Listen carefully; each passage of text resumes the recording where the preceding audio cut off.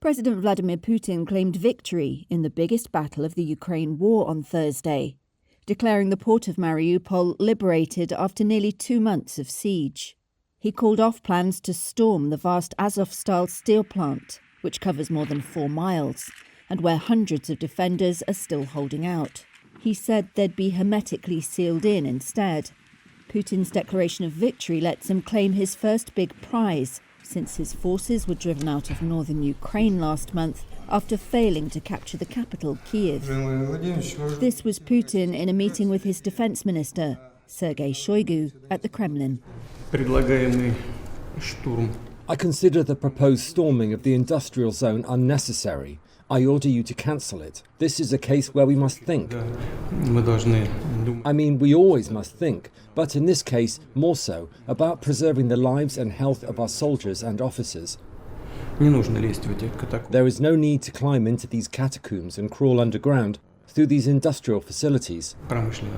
Block off this industrial area so that a fly cannot pass through.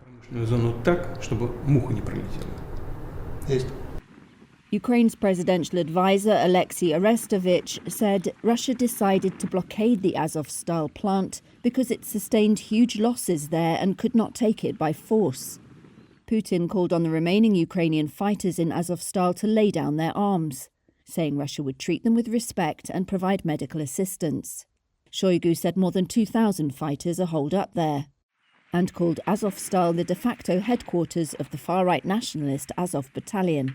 Moscow has promised to destroy the battalion, which is now incorporated into Ukraine's National Guard. On Tuesday, an Azov commander, apparently holed up at the plant, rejected Russia's call to surrender, but urged that the civilians with them be rescued. A few dozen evacuees left Mariupol by bus on Wednesday, with more evacuations expected.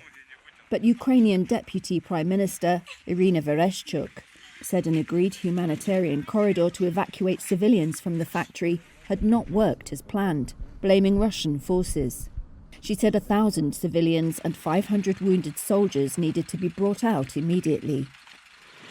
Capturing Mariupol is central to Moscow's plans to cut Ukraine off from the Sea of Azov and forge a land bridge connecting Russian-annexed Crimea to Russia. It has seen the worst fighting of the war and its worst humanitarian catastrophe, with hundreds of thousands of civilians cut off under siege.